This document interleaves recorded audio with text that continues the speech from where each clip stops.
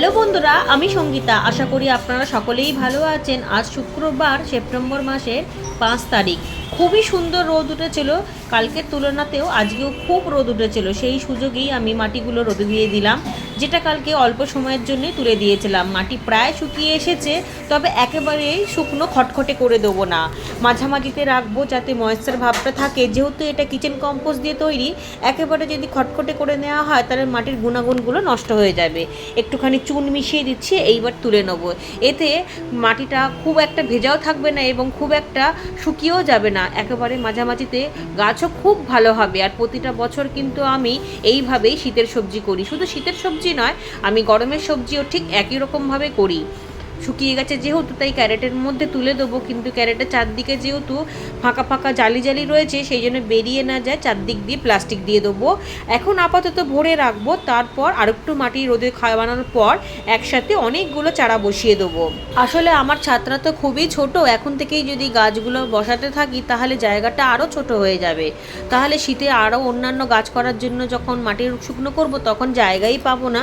সেই জন্য আগে মাটিগুলোকে রেডি করে নিচ্ছি, তারপর আমি এক এক করে সমস্ত চারা বসিয়ে দেবো। চারাগুলো তো রেডি হচ্ছেই, সেটা তো আপনারা দেখেছেনই। কপির চারা, বেগুনের চারা, লঙ্কার চারা, শিমের চারা সব কিছুই উঠে গিয়েছে। সুতরাং কোনো চিন্তা নেই, আস্তে আস্তে সবই হয়ে যাবে। আমি কিন্তু প্রতিটা বছর এইভাবেই করি। এখানেও কিছুটা মাটি রয়েছে, সেটাকেও একেবারে তুলে নেবো। ক্যারেটগুলো এখানেই থাকবে, পরে এই সমস্ত ক্যারেট কিন্তু আমি গাছ বসিয়ে দেবো। ক্যারেটগুলো এখন মাটি ভরার জন্য খুবই ভালো, একসাথে জমা করে করে রাখবো। আরও প্রচুর মাটি রয়েছে যেগুলো আমি সবজির খোসা দিয়ে রেডি করে রেখেছি, তবে এগুলো কিন্তু কোনোটাই মাটি না, মাটি হয়ে গিয়েছে। আমি অনেকবারই বলেছি যে কাঠের ভুসি এবং কাঠের ছিলকা বা সবজির খোসা পচিয়ে পচিয়েই আমি এইভাবে মাটির পরিমাণটা দিনে দিনে বাড়িয়েছি। শুধু রোদ খাওয়ালেই মনে হবে যেন এটা সম্পূর্ণ মাটি। মাটিতে এইভাবেই হয়। আর এমনি সময় যদি মাটি আমি আনি তাহলে তুলে দেওয়ারও সমস্যা থাকে চারতলার ওপর, তারপরে পাওয়াও যায় না। আর কাউকে বললে সে চট করে টাকা দিলেও তুলে দেবে না চারতলার ওপর, হয়তো এক বস্তা দেবে, কিন্তু এক বস্তা মাটিতে কী আর হবে। যেহেতু আমি সারাটা বছরই চাষ করি, বছরের কিছু কিছু সবজি বাদ দিয়ে বেশিরভাগ সবজিই কিন্তু আমি ছাদ বাগানে করে নিই, সেটা গরমের হোক বা শীতের হোক। আর গতকালকে দেখিয়েছিলাম এই যে সর্ষের খোলটা আমি 3 দিন ধরে ভিজিয়ে রেখে দিয়েছিলাম, তারপর আমি এই বালতির মধ্যে ফ্যান দিয়ে রেডি করে নিয়েছি। ফ্যানটাও কিন্তু আমার 3 দিনের বাসি ফ্যান ছিল, যেটা আমি এমনিই রেখেছিলাম, সেটাতেই পচে গিয়েছিল। তারপর ভালোভাবে রেডি করেছিলাম। এটা তো কালকেই আপনাদেরকে দেখিয়ে দিয়েছিলাম, তবু নতুন বন্ধুদের উদ্দেশ্যে আবারও একবার দেখিয়ে নিয়েছি। এই যে আমি বাটির মধ্যে খোলটা ভিজিয়েছিলাম, এটা 3 দিন আগের খোলটা ভেজানো, বৃষ্টির জন্য দিতে পারিনি। তারপরে গতকাল জলের মধ্যে এবং ফ্যান জল মিশিয়ে 1 বালতি ভরে রেখেছিলাম, সেটাই আজকে ব্যবহার করব। চাপা দিয়েই রেখেছিলাম, কোনো পোকা টোকা হয়নি যেহেতু আমি নাড়া দিয়ে দিয়েছিলাম। আর যদি ছোটো ছোটো পোকা হয়েও থাকে সেটাও আমি কালকে বলেছিলাম, এতে গাছের কোনো সমস্যা হবে না, কোনো ক্ষতি হবে না। সমস্ত পোকা টোকা সবই মাটির মধ্যে মিশে যাবে। এই সর্ষের খোল দিয়েই কিন্তু সারাটা বছর আমি সবজি করি। সর্ষের খোল এবং কলার খোসা, সবজির খোসা, পুটলি বেঁধে বেঁধে গাছের গোড়ায় গোড়ায় দিই। আমি কিন্তু বাইরের খাবার একেবারেই দিই না, কেমিক্যাল খাবার তো দিই না, কারণ কেমিক্যাল খাবার যদি দিয়েই করার থাকবে তাহলে চাষ করার কি দরকার, তাহলে তো বাজার থেকে কিনে আনলেই হবে। সুতরাং একেবারে সম্পূর্ণ জৈবতেই কিন্তু গাছ করি, আর কোনো কিচ্ছু দরকার লাগে না। সর্ষের খোলেতেই খুব ভালো পুষ্টিও পেয়ে যাবে, নাইট্রোজেনও পেয়ে যাবে, গাছগুলো বৃদ্ধিও হবে এবং সঠিক সময় ফুলও চলে আসবে। এই দেখুন, এবার আমি সর্ষের খোলটাকে একটুখানি পাতলা করে নেব, নিয়ে সমস্ত গাছে দিয়ে দেবো, ছোট বড়, এমনকি গরমের গাছ, ফল গাছ, ফুল গাছ, সবজি গাছ, পুরনো গাছ, যেই সমস্ত গাছ রয়েছে সবই গাছেই দিয়ে দেবো অল্প অল্প করে, তবে বেশি বেশি দেবো না, যাতে তলা দিয়ে বেরিয়ে সারটা নষ্ট হয়। দিন বৃষ্টির জলেই সমস্ত খাবারের জোগান হয়ে গিয়েছিল গাছেদের, কিন্তু এখন বৃষ্টি যেহেতু কমে গিয়েছে, এখনও তো গাছে খাবারের দরকার। যেমন আমাদের প্রতিদিনই খাবার খেতে লাগে, একদিন খাবার খেলে তার মানে এই না যে পরের দিনকে আমরা খাবো না। গাছের খাবারের দিকটা কিন্তু একটু দেখতে হবে। আর যেহেতু আমরা জৈবতে গাছ করি, সুতরাং খাবারটা তো লাগবেই। ঘরের জিনিস দিয়েই কিন্তু এইসব খাবার আপনারা পেয়ে যাবেন। আর তাছাড়া যদি কোনো সময় সর্ষের খোল না পান বা সর্ষের খোলের চোকলাটাও না পান, সেক্ষেত্রেও কিন্তু আমার ভিডিও দেওয়া রয়েছে। ঘরের যে সর্ষের দানা আছে সেই দানা বেটেও কিন্তু এইভাবে সর্ষের খোল পচা জল তৈরি করে নেওয়া যায়। সেটা নয় আমি আর একদিন দেখিয়ে দেবো ভিডিওতে। সমস্ত গাছে দেওয়ার পর এবার ওইদিকে ছোট ছোট চারা গাছগুলোতেও দিতে হবে, যে চারা গাছগুলো বাগানের অন্য আর এক সাইডে রয়েছে। তবে শুধুমাত্র বোগেনভেলিয়া গাছে দেখে দেখে দেবো। বোগেনভেলিয়া যেসব গাছেতে ফুলের কুঁড়ি এখনও পর্যন্ত আসেনি সেই সব গাছে কিন্তু দেবো না। এই দেখুন বেগুন গাছের পাতাগুলো কতটা বড় হয়েছে, গাছটা ভীষণই হেলদি, আবারও নতুন ব্রাঞ্চ বেরাচ্ছে। এই মাথাটা কেটে দিলেই নতুন নতুন ব্রাঞ্চ বেড়ে যাবে। এদিকের ফুল গাছগুলো জবা গাছ, করবি গাছ, কলকে গাছ, নানান ধরনের যেসব গাছগুলো রয়েছে সেই সব গাছেতেও আমি হাফমগ করে দিয়ে দেবো, কারণ সেই সব গাছেও ফুল ফোটাবার জন্য যথেষ্ট পরিমাণে খাবারের দরকার। আর এই ফুল গাছেও কিন্তু আমি জৈবতেই করি, কারণ এই ফুল গাছের মধ্যে যদি আমি কেমিক্যাল সার ব্যবহার করি, এখানকার মাটিও আমি অদল বদল করে গাছ করতে ব্যবহার করি। সুতরাং কখন কোন মাটি কোথায় মিশে যায় সেই জন্য কেমিক্যাল আমি রাখিই না বাগানে। এপাশে সব জবা গাছের পেছনে রয়েছে লতানো গাছগুলো, ঝিঙে, বরবটি, করলা, শসা, সেইগুলো সব ওই বেড়াতে না উঠে জবা গাছের মধ্যেই জড়িয়ে জড়িয়ে ওঠার চেষ্টা করছে। এগুলোকে সরিয়ে দিতে হবে, বেঁধে দিলেই হবে, না হলে পুরো জবা গাছটাকে জড়িয়ে ধরবে, আর তখন জবা গাছটা দেখতেও খারাপ লাগবে, ফুলগুলো পাড়তেও অসুবিধা। এইসব গ্রো ব্যাগগুলো যেহেতু একটু বড় বড়, তাই এর মধ্যে 1 মগ থেকে 1.5 মগ পর্যন্ত জল দিতে হবে। গাছে যদি সঠিক পরিমাণে খাবারটা দিতে পারি তাহলে কিন্তু ফসল খুবই ভালো হবে, যেরকমটি আমার ছাদ বাগানে সবসময় হয়ে থাকে। সমস্ত গাছে দেওয়া হয়ে গেলেও নিচের গাছগুলো এখনও বাকি রয়েছে। 3 তলা ছাদে খোলের সারটা নিয়ে গিয়ে সেই সব গাছেও দেবো, তবে ইনডোর প্ল্যানে কিন্তু দেওয়ার প্রয়োজনই নেই। ইনডোর প্ল্যানে দিলে গাছ নষ্ট হয়ে যাবে। ইনডোর প্ল্যানে আমি সাধারণত ভার্মি কম্পোস্টই দিই 1 মুঠো করে।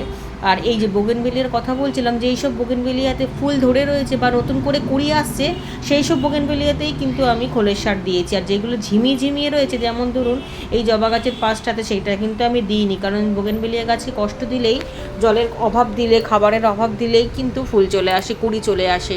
আর এই সব গাছে তো দিতেই হবে, কারণ এত ফুল দিচ্ছে, এত ফুল দিলেও তো খাবারের প্রয়োজন, তাই এই সমস্ত গাছে দিয়ে দেবো। নয়নতারার এখনও অনেক গাছ আছে যেগুলোকে তুলতে হবে, তুলে টবগুলোকে খালি পেতে হবে, কারণ শীতের সময় এমনিতেও নয়নতারা গাছের ফুলের সংখ্যা কমে যায়, ফুলগুলো ছোট ছোট হয়। আর চন্দ্রমল্লিকাতে দেখুন কতটা ঝাঁকড়া হয়েছে, এরপর কিন্তু সাপোর্ট দিতে হবে, আর একটু পিঞ্চিং করা দরকার, তবে আজকে আর করবো না। এদিকে লঙ্কা গাছ, শাক গাছ, লেবু গাছ, যত রকমের লেবু গাছ আছে সবই 1 মগ 1/2 মগ করে দিয়ে দেবো। আবারও কিছুটা লেবু পেকে গিয়েছে, সেগুলোকেও তুলতে হবে। অবশ্য এতগুলো লেবু গাছ তো সবসময় লেবু খাওয়াও হয় না ঠিকভাবে, তার ফলে ফ্রিজে জমে যায়। আর বন্ধুবান্ধবদের যখন কেউ বাড়িতে আসে তখন তো দিয়ে দেওয়াই হয়, দিয়ে খেলে ভালোও লাগে। নিজের বাগানের সবজি দিতে গেলে মনটা এত খুশি লাগে, আর তারাও পেয়ে খুবই খুশি হয়। এদিকে ছোট ছোট যত চারা রয়েছে, ক্যারেটের, লাউ গাছ, ঝিঙে গাছ, বেগুন গাছ, আর ওইদিকে চিচিঙ্গে গাছ, কচু গাছের যে গোড়াটা কালকে কেটেছিলাম, সেখানে সমস্ত গাছেতেই আমি 1 মগ 1.5 মগ করে দিয়ে দিয়েছি। আর এই কচু গাছের গোড়াটার মধ্যে যেহেতু ড্রামটা অনেকটাই বড়, তাই 2 মগ করে এই সারটা দিয়েছি। আর এইটা কালকে বললাম না, লাউয়ের চারাটা দেখুন কতটা বড় হয়েছে। শিম গাছও দিয়েছি, সাথে এই বরবটির এদিকে চারাগুলো তো দিয়েছি। এবার আস্তে আস্তে মাধবীলতা গাছের ফুলের সংখ্যা কমতে থাকবে। শীতে অতটা ভালো পাওয়া যায় না, গরম থেকেই সারা গরমে ফুলে ভরে থাকে গাছটা। এই গাছটা আমার খুবই পছন্দের গাছ, আর খুব হালকা হালকা মিষ্টি একটা গন্ধও রয়েছে। এদিকেরও এখনও অনেক কচু শাক রয়েছে, সেইগুলোতেও খাবার দিতে হবে। আর এই লঙ্কার চারাগুলো যেগুলো কালকে দেখালাম, এখান থেকেই তুলে তুলে বসিয়েছি। এই লঙ্কার চারাগুলোকেও এবার বসিয়ে দিতে হবে, আলাদা করতে হবে। তবে দুর্বল চারাগুলো কিন্তু নেবো না, ওগুলো ফেলে দেবো। যেগুলো খুব ভালো স্বাস্থ্যবান চারা আছে সেই চারাগুলোই বসাবো, সেখান থেকেই কিন্তু খুব ভালো আমি লঙ্কা পাবো। আর এই পাশের চারাগুলো যেগুলো কালকে দেখিয়েছিলাম, সেই চারাগুলোর মধ্যেও চলে দিতে হবে, তাই জন্য 3 তলার ছাদে আমি খোলের সার নিয়ে এনেছি। সাথে এই বেগুন চারাগুলোকে এবার আলাদা করতে হবে। আর এই যে চন্দ্রমল্লিকার একটা কাটিং এখানে রয়েছে। তবে গাঁদা গাছে কিন্তু খুব একটা বেশি খাবার দিতে লাগে না, গাঁদা গাছ খুব একটা বেশি খাবার পছন্দ করে না, অল্প মাসে একবার খাবার দিলেই যথেষ্ট। এদিকে টবগুলোও কিন্তু অনেকটাই খালি হয়ে গেছে, এগুলো সব আলাদা আলাদা করে বসিয়ে দিতে হবে। অনেক চারা যেহেতু বাড়ছে, উঠে যাচ্ছে অনেক চারা, আসলে এই বর্ষা সিজনের শেষের দিকে অনেক চারা উঠে যায়। লাউয়ের চারাগুলোতে এখন দেবো না, সবে মাত্র টবের মধ্যে মুখটাও পর্যন্ত খোলেনি, কটা দিন যাক তারপর এই গাছে দেবো।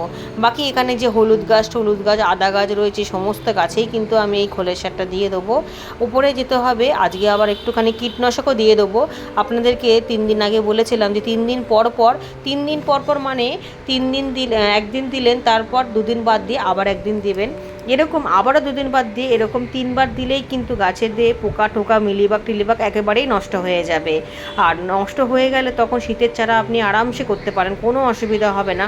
কিন্তু যদি এই পোকাগুলো রয়ে যায় সেক্ষেত্রে গাছ পুরো খেয়ে ঝাঁঝরা করে দেবে। এই দেখুন এই বোগেনভিলিয়া গাছগুলো ঝিমিয়ে গেছে, এতে জলও দেবো না এবং খাবারও দেবো না, তাহলেই তাড়াতাড়ি করে কুঁড়ি চলে আসে। এই দেশি জবাগুলো সারাটা বছরই ফুল দেয়, শীতের সময়তেও দেয়, তবে পরিমাণে অল্প। কিন্তু করবী গাছগুলোতে শীতের সময় একেবারেই ফুল পাওয়া যায় না, একেবারেই অল্প অল্প হতে হতে একেবারেই ন্যাড়া হয়ে যায়। বোতলের মধ্যে 3 রকমের ওষুধ মিশিয়ে নিয়ে এনেছি, প্রতিটা গাছে স্প্রে করে দেবো। এর 2 দিন আগে যখন ভিডিও দিয়েছিলাম অনেকেই বলেছেন যে নামগুলো বলে দিতে, সেই জন্য আমি ছবি দিয়ে দিচ্ছি ভিডিওর শেষে। আর এটা আমি 3 রকমের মিশিয়ে দিয়েছি, সবই 10 ফোঁটা 8 ফোঁটা করে, সবই জৈব, এগুলো কোনোটাই কিন্তু কেমিক্যাল নয়।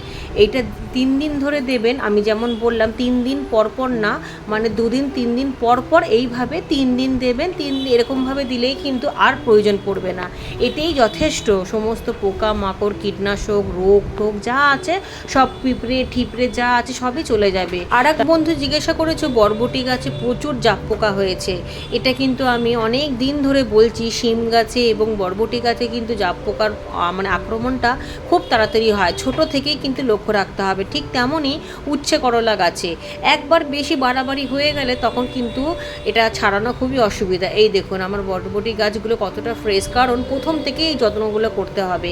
সব গাছ তো সমান না, যেমন শসা গাছ লাউ গাছ কুমড়ো গাছ এইসব গাছে কিন্তু এই সমস্যাটা হয় না। সারা বর্ষাকাল জুড়ে তো আপনারা দেখেছেন এই মাঝে মধ্যেই আমি গাছের পাতাতে কাঠের ছাই ছিটিয়ে দিচ্ছিলাম, ধুয়ে যাচ্ছিলো তাও দিচ্ছিলাম, আবার কিছু কিছু সময় শ্যাম্পুও স্প্রে করেছিলাম, সেই জন্যই এখন একেবারেই ঠিকঠাক রয়েছে গাছগুলো।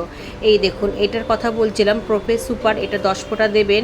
আর একটা রয়েছে স্টিকার, মানে এটা একটা আঠালো জাতীয় জিনিস, এগুলো দিলে ওষুধের মধ্যে আঠার মতো মিশে যাবে এবং গাছের পাতার মধ্যে আটকে যাবে। সাথে এটাও দিই, এটা হচ্ছে কাকা কীটনাশক, এটাও জৈব, সব কিছু একসাথে মিশিয়ে অল্প পরিমাণে গাছে দিলেই যথেষ্ট।